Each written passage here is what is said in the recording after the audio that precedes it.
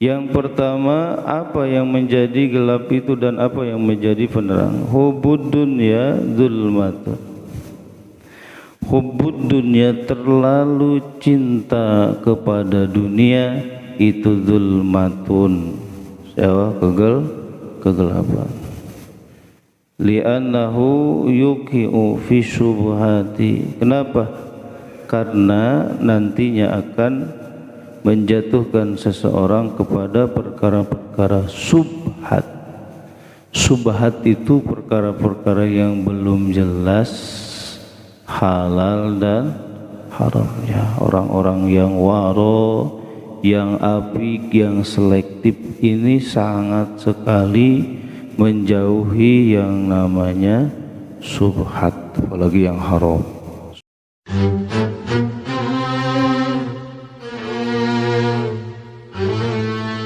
Bismillahirrahmanirrahim.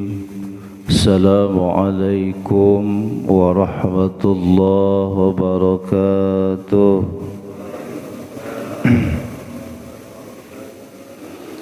Alhamdulillah, alhamdulillahi rabbil alamin.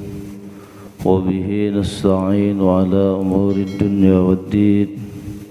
Assalatu wassalamu ala asyrafil anbiya'i wal mursalin, Sayyidina wa maulana Muhammadin wa ala alihi wa ashabihi ajma'in.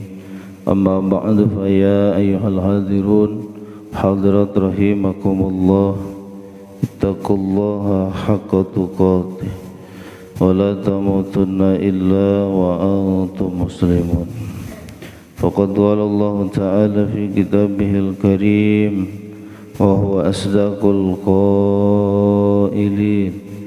A'udzu billahi minasy syaithanir rajim. Bismillahirrahmanirrahim. Ya ayyuhalladzina amanu taqullaha wal tanzur nafsum ma qaddamat lighad wattaqullaha innallaha khabirum bima ta'malun. Hadratul kiram muhtaram, saya hormati Pak DKM serta jajarannya, para asatidzah, para hujjat, seluruh jamaah Masjid Jami' At-Taqwa yang mudah-mudahan kita semuanya selalu jaga, dipelihara, dilindungi Allah Subhanahu wa taala. Pertama-tama adalah kita panjatkan puji serta syukur kehadirat Allah Subhanahu wa taala. Salawat serta salam semoga tercurah limpah kepada Faduq Alam Habibana Karim wa Nabiyana Karim Muhammad sallallahu alaihi wasallam. Tak lupa para keluarganya, para sahabatnya, para tabi'in, para atba'ut tabi'in. Mudah-mudahan sampai kepada kita selaku umatnya. Amin ya Allah ya Rabbal alamin. Kita lanjutkan kembali kajian kita. Sekarang menginjak kepada makalah yang keempat ya. Bismillahirrahmanirrahim. Wal maqalatur rabi'atu. Makalah yang keempat ini akan menjelaskan tentang kegelapan di antara cahaya-cahaya. Kegelapan di antara cahaya-cahaya. Allah ciptakan semuanya itu berpasang-pasangan. Ada siang, ada malam, ada laki-laki, ada perempuan. Ini anak gelap, ada terang, cahaya. Di sini akan menjelaskan tentang kegelapan di antara cahaya. Nanti apa yang jadi kegelapan dan apa yang jadi cahaya. An Abi Bakar Siddiq radhiyallahu anhu, dari Abu Bakar Siddiq semoga Allah selalu meridainya. Di asar beliau mengatakan az-zulumatu khamsun. Wassuruju bidhammatain wassuruju laha khamsun. Kegelapan-kegelapan az-zulumatu ini jama muannas salim itu ya. Jama muannas salim dari zulmun gelap, zulmatani dua kegelapan, dulumat ini kegelapan-kegelapan. Itu ada 5 perkara. Kegelapan itu ada 5 perkara. Wasuruju bidomataini jam'u siraj. Dan penerangnya atau yang meneranginya atau lampu. Suruj itu jama daripada sirajun. 1 sirajani, 2 suruj, banyak. Siraj. Ada nama Sirajuddin itu ya. Lampunya agama, penerang agama, cerah orangnya. Jangan siraj tapi gelap. Tapi ada juga sih. Laha khamsun. Jadi kegelapan-kegelapan ini ada 5 dan juga penerangnya, awas, juga ada 5. Yang pertama, apa yang menjadi gelap itu dan apa yang menjadi penerang? Hubbud dunya zulmatun. Hubbud dunya, terlalu cinta kepada dunia itu zulmatun. Kegelapan. Li'annahu yuqi'u fi syubhati. Kenapa? Karena nantinya akan menjatuhkan seseorang kepada perkara-perkara subhat. Subhat itu perkara-perkara yang belum jelas halal dan haramnya. Orang-orang yang waro, yang apik, yang selektif ini sangat sekali menjauhi yang namanya subhat, apalagi yang haram. Subhat saja dijauhi. Summa fil makruhat, kemudian dia akan tiba kepada kemakruhan-kemakruhan. Summa fil muharramat, terus akan menyosok jatuh kepada hal-hal yang diharamkan. Nah ini subhat lah, ini mah masih remeng-remeng gak apa-apa itu ya, masih remeng-remeng, boleh-boleh saja. Nanti makruh, setelah makruh jatuh lagi terperosok kepada yang diharamkan Allah Subhanahu ta'ala. Awas nih, hati-hati gitu ya. Jadi ketika bahasanya ada yang subhat-subhat, carilah yang benar-benar halal. Qala sallallahu alaihi wasallam, baginda Rasulullah sallallahu alaihi wasallam pernah bersabda, hubbud dunya ra'su kulli khati'ah. Hubbud dunya, cinta terhadap dunia, terlalu cinta terhadap dunia, terlalu senang terhadap dunia, itu ra'su kulli khati'ah, menjadi pangkalnya setiap kesalahan. Itu ya, jadi pangkal segala kesalahan itu hubbud dunya. Tuh, sekarang orang menghalalkan segala cara. Kenapa? Karena ingin banyak-banyaknya mengumpulkan dunia itu. Dorong depan itu ya, sikut kanan sikut kiri. Itu yang penting dia menang kan gitu, apa yang dia harapkan. Auzubillah summa na'udzubillah, menghalalkan segala cara asal tercapai itu tujuan. Itu asal mulanya hubbud dunya, terlalu cinta terhadap dunia. Dan hubbud dunya ini termasuk penyakit, ya, termasuk penyakit. Dan penyakit ini baginda Rasulullah SAW mengatakan bahwa ini termasuk juga al-wahan. Tuh, Jadi umat akhir zaman nanti diibaratkan seperti hidangan yang ada di piring meja. Itu ya, piring di atas meja.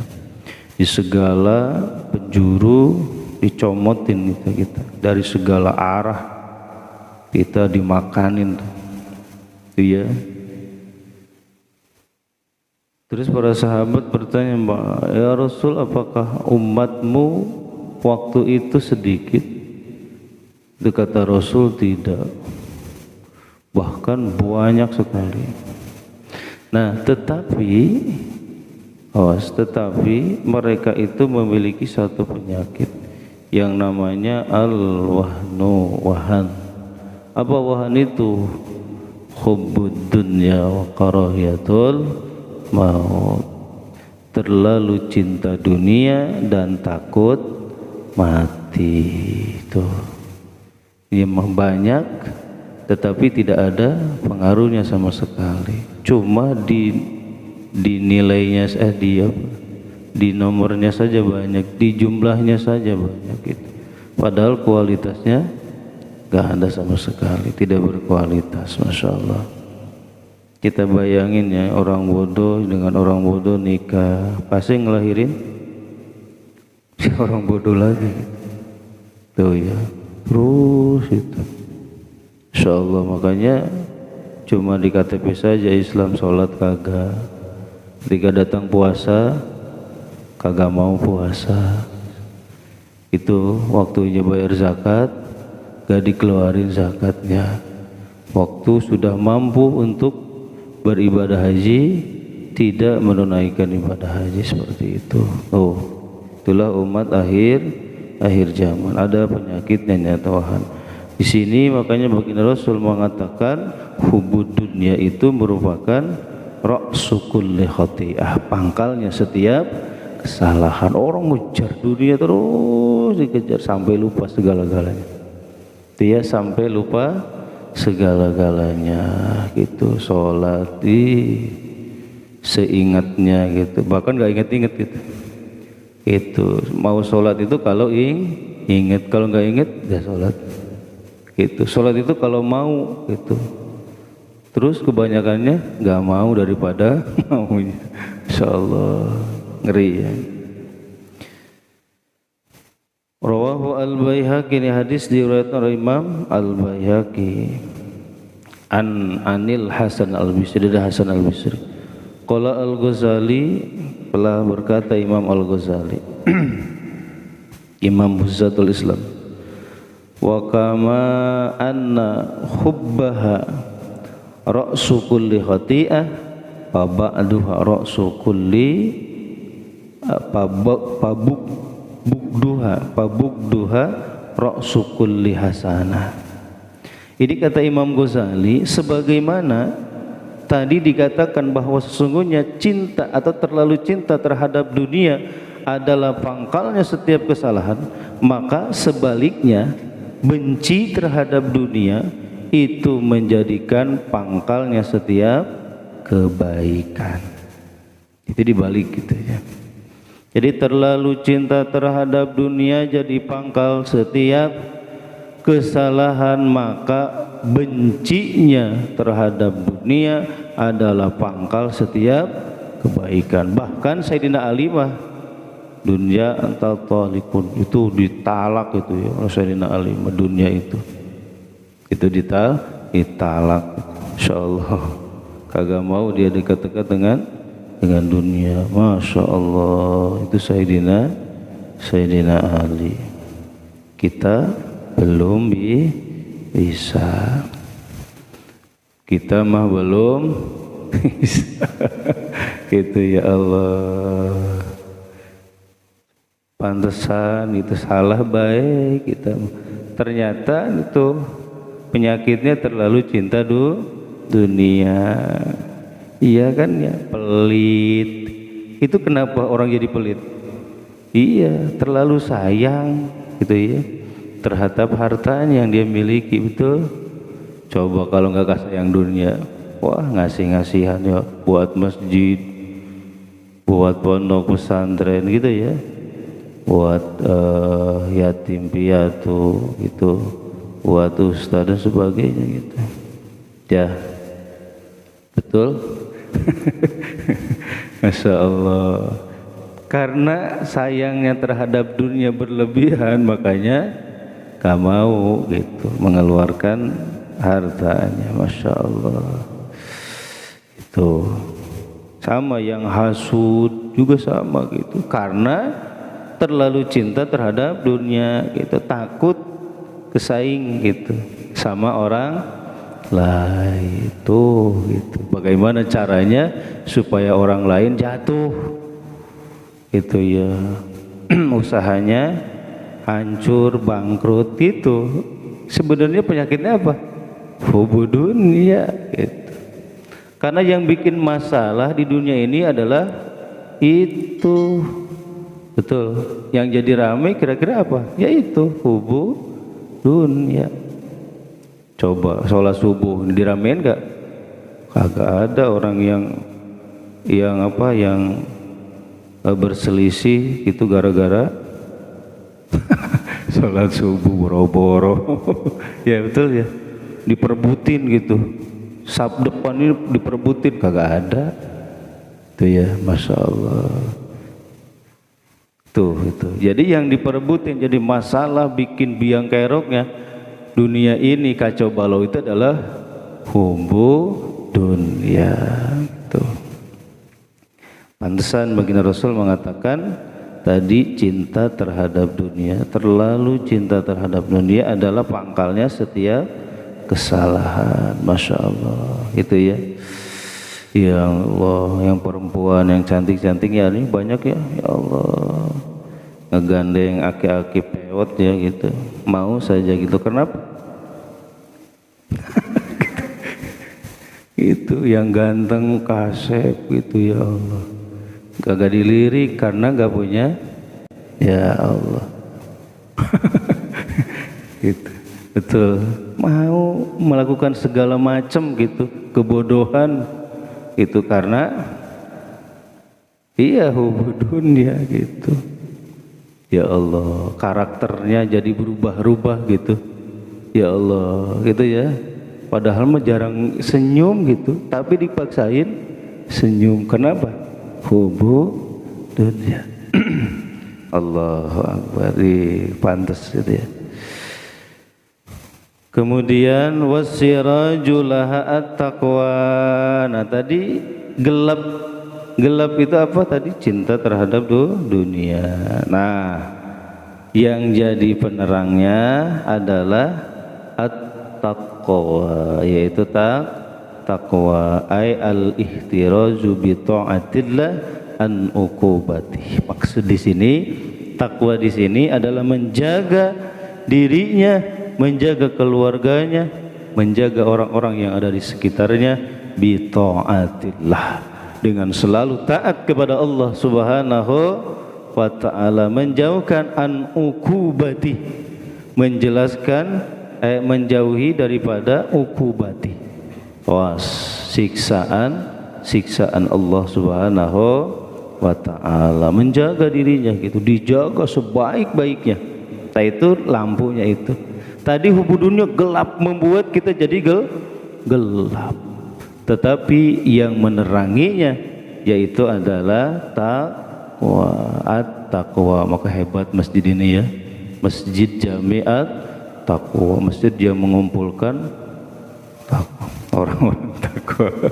Masya Allah. Maka di dalamnya banyak sekali orang-orang yang bertakwa. Alhamdulillah. Yang ngaji subuh adalah orang-orang yang takwa, yang ngajinya di masjid at-taqwa. Itu ya, Masya Allah. Tuh, itu yang menjadi penerangnya, yang jadi lampunya, yaitu takwa. Masya Allah. Itu ya. Sampai-sampai Allah Subhanahu wa ta'ala berfirman, alhaakumut takatsur hatta zurtumul qabir. Lalai orang itu gitu, nggak sadar gitu ya, nggak sadar gitu. Itu karena apa? Semangatnya, saking semangat, saking lupa gitu ya segala-galanya. Karena terlalu cinta terhadap dunia, ngumpulin dunia sampai lupa. Hatta zurtumul maqabir, ya Allah, sampai dia masuk ke kubur baru ngeh gitu ya. Ketika udah masuk kubur baru sadar gitu ya, baru sadar. Makanya dikatakan kullun nas niyamun, setiap manusia sedang tertidur lelap. Kita sedang mimpi dengan impian kita masing-masing, betul ya? Kejar gitu mimpi kita, wah habis-habisan gitu. Ya Allah, itu ya. Itu pas dikubur baru bangun kita. Ya Allah, ternyata semuanya cuma mimpi gitu. Ya gitu ya. Ustaz sama nggak percaya, silakan nanti. Iya silakan. Tuh ketika udah mati nanti baru sadar ternyata benar yang diomongin Ustaz gitu. Itu Masya Allah. Kadang ada orang-orang yang nggak mau nerima nasihat ya. Banyak sekali. Kenapa? Karena qasal qalb, karena hatinya keras. Setiap ada nasihat itu ya yang berseberangan dengan keinginan mereka, maka mereka tidak mau menerima. Nanti itu kerasanya kalau sudah mati baru kerasa. Karena dalam apa? Dalam hadis qudsi dikatakan apa? Setiap manusia itu tidak akan pernah kenyang illa biturabin, kecuali sudah di dalam tanah, di dalam kubur baru kenyang dia. Insyaallah itu ya. Ruwiya annahu sallallahu alaihi wasallam qala, diriwayatkan sungguhnya baginda Rasulullah sallallahu alaihi wasallam. Nah gitu. Qala, beliau pernah bersabda, innaka lam tada syai'an ittaqillahi azza wa jalla illa a'taka khairum minhu. Innaka, sesungguhnya kamu, lam tada, tidak dapat meninggalkan, syai'an, sesuatu, ittiqa'a Allah gitu, karena takut kepada Allah azza wa jalla, illa a'taka, kecuali Allah akan memberikan kepadamu khairan minhu, sesuatu yang lebih baik daripada itu semua. Masya Allah gitu ya. Jadi kalau kita menjauhi, meninggalkan sesuatu tapi tujuannya ittaqullah, karena takut kepada Allah subhanahu wa ta'ala, maka Allah akan memberikan sesuatu yang lebih baik daripada itu.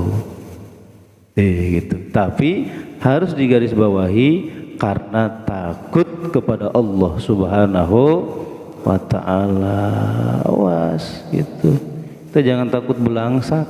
Yang harus takut itu dimurkai Allah subhanahu ta'ala. Ittaqillah haitsuma kunta, kan itu. Takutlah kamu kepada Allah dimanapun kamu berada. Tuh itu kata Rasul. Kita harus takut, kita harus takwa kepada Allah subhanahu wa ta'ala dimanapun kita berada.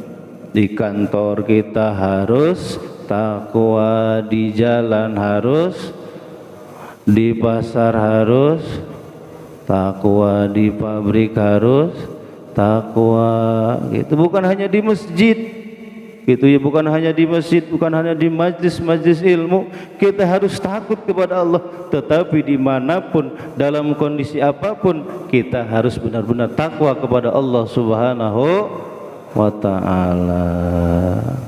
Kalau di masjid takut kepada Allah, tuh kalau di kantor nah takutnya sama apa? Bos. Ya Allah, seperti itu ya. Lebih apa? Lebih mengindahkan panggilan atasan daripada panggilan Allah subhanahu. Mau tidak mau, sadar tidak sadar, kita sering melakukan hal yang seperti Itu betul. Betul. Ketika adzan datang, Allahu Akbar, Allahu Akbar. Wah, Pak Anung adzan dia. Gitu ya. Itu panggilan adzan. Adzan itu panggilan Allah Subhanahu wa ta'ala. Nih kadang kita ini mah bahasanya baru adzan gitu. Tar aja tanggung. Itu ya. Suka ada begitu ya. Tanggung dikit lagi. Sampai qomat Allahu Akbar, Allahu Akbar. Waduh, baru qomat lah. Imamnya belum ada. Ya Allah. Terus ditangguh, Masya Allah. Tapi kalau yang manggil adalah atasan, wah, jam 7 itu harus sudah sampai.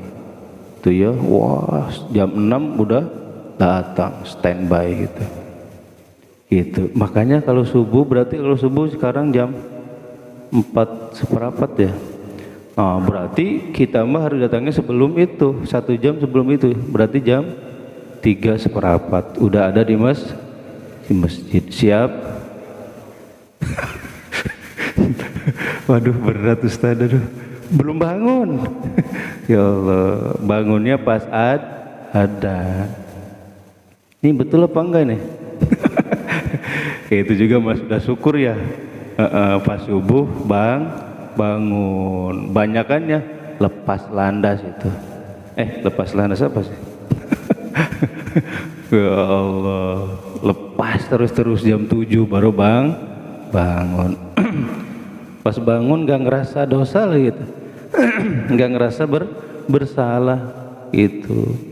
Biasa-biasa saja gitu. Allahu Akbar, inna lillahi wa inna ilaihi raji'un. Insyaallah. Maka untung ya Pak, untung itu ya kita dibangunkan sebelum subuh dan kita bisa melangkahkan kaki kita ke masjid nih sholat subuh. Masya Allah. Itu ya, Masya Allah. Gitu. Itu. Jadi ketika yang manggil itu atasan, wah kita lebih sigap lagi. Padahal seharusnya yang harus sigap itu adalah ketika kita dipanggil Allah Subhanahu wa ta'ala untuk menunaikan kewajiban kita. Ternyata itu dibentuk sejak dini. Itu ya, ketika kita sekolah dulu pernah ya, ketika di pinggir sekolah itu ada masjid. Pas itu adzan jam 12 ya. Terus ada yang adzan gitu.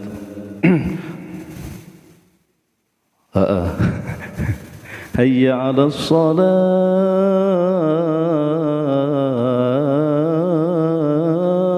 Itu kan udah.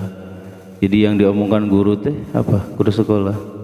Kita berhenti dulu dalam kegiatan belajar mengajar kita karena sudah azan. Diam dulu, pada diem gitu.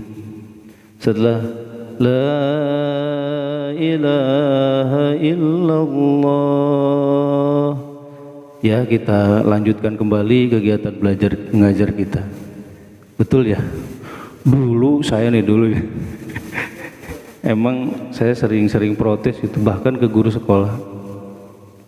Itu pas waktu rapat ya, ada sebagian yang mengajukan bikin lab IPA, bahasa dan sebagainya.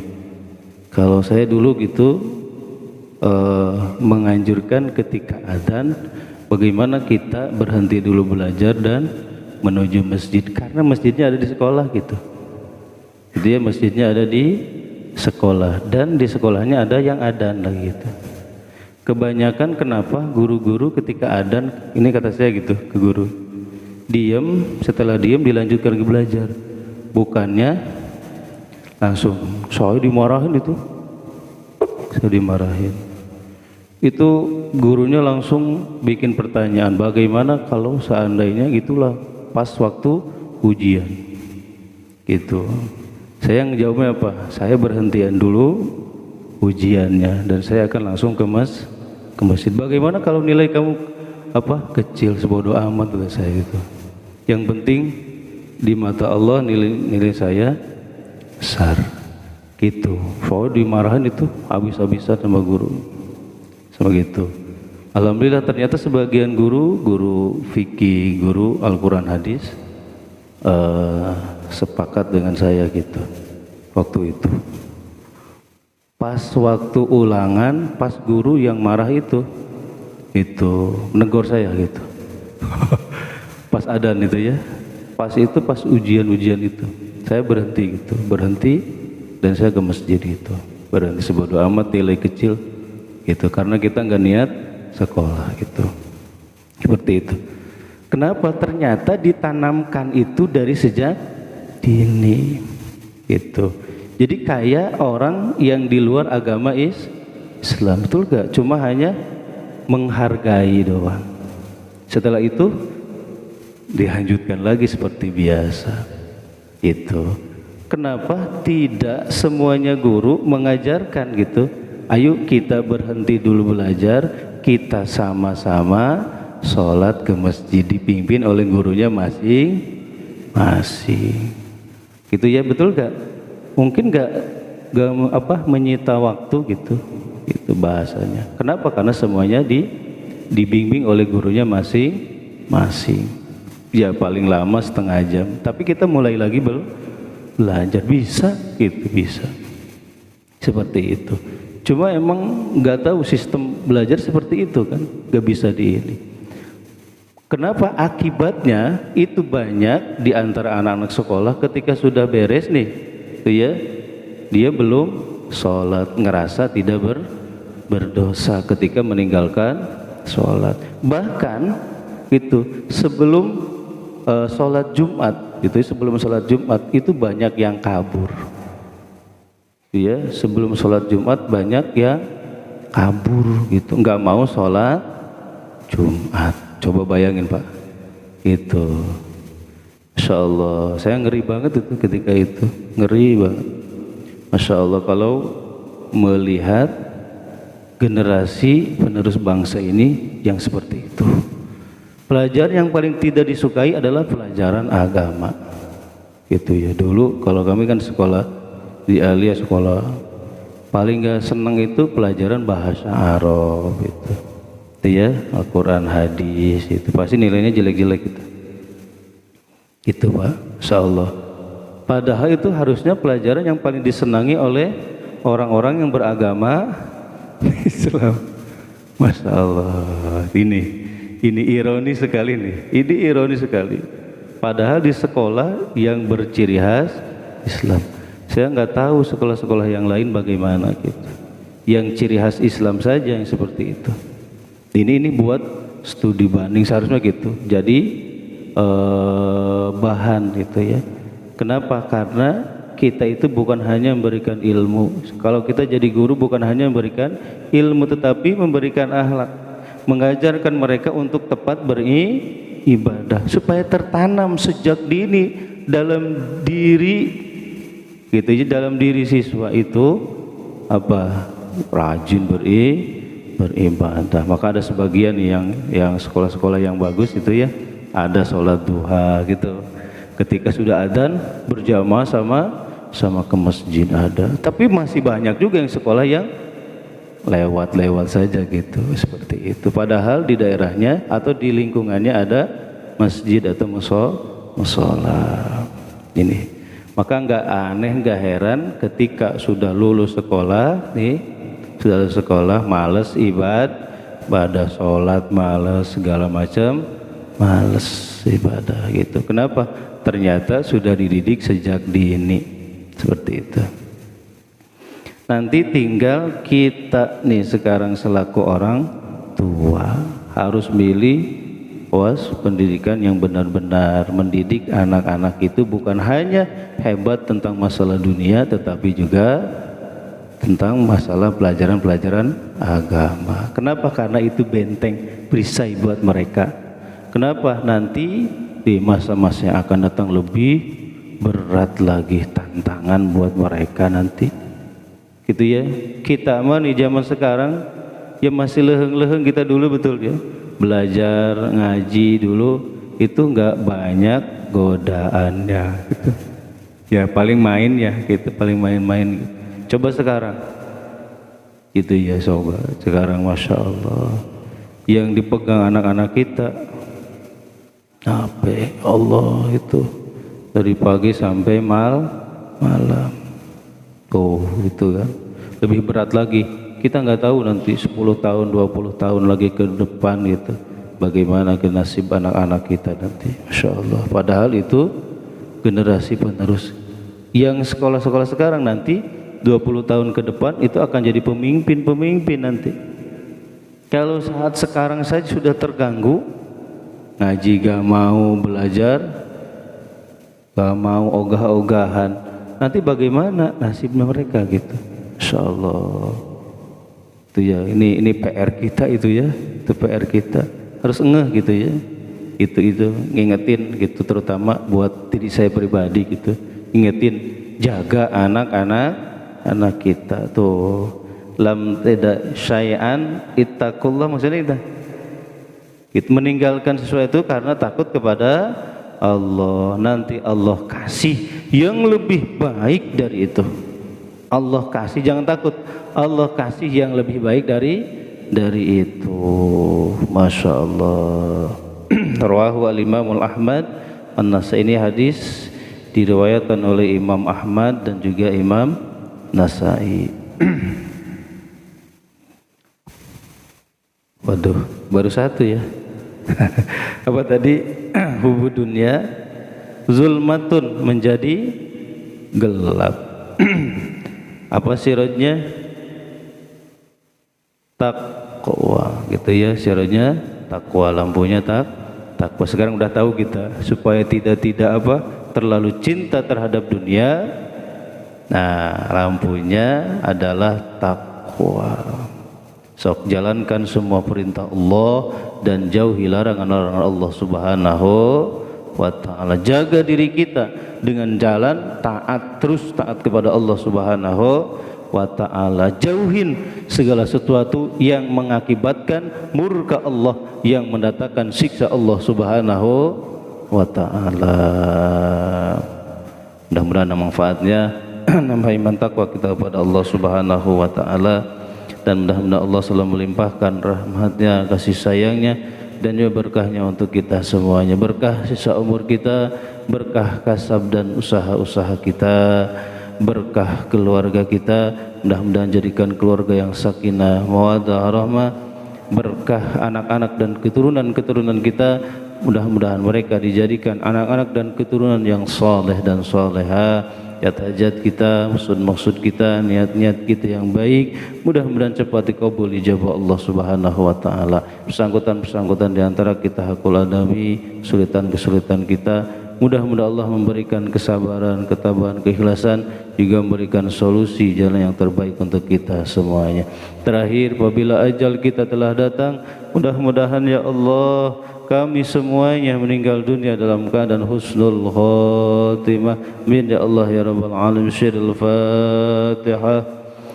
A'udzu billahi minasyaitonir rajim. Bismillahirrahmanirrahim. Alhamdulillahi rabbil alamin. Arrahmanir rahim. Maliki yaumiddin. Iyyaka na'budu wa iyyaka nasta'in. Ihdinas siratal mustaqim. Siratal ladzina an'amta 'alaihim ghairil maghdubi 'alaihim waladdallin. Amin. Raditu billahi rabba wa bil islami dina bi Muhammadin nabiyya. Raditu billahi rabba wa bil islami dina bi Muhammadin nabiyya. Raditu billahi rabba wa bil islami dina bi Muhammadin nabiyya. Ashhadu an la ilaha illallah wa ashhadu anna Muhammadar Rasulullah. Marilah kita tutup pengajian kita dengan doa kifarat majlis. Subhanakallahumma wa bihamdika asyhadu an la ilaha illa anta astaghfiruka wa atubu ilaik. Terima kasih atas segala perhatian. Mohon maaf segala kekurangan. Usikum wa nafsi bitaqwallah. Wallahu muwaffiq ila aqwamit thoriq. Assalamualaikum warahmatullahi wabarakatuh. sallallahu ala Muhammad sallallahu alaihi wasallam sallallahu ala Muhammad ya Rabbi salli wa sallim Allahumma salli wa sallim wa barik alaihi wa alihi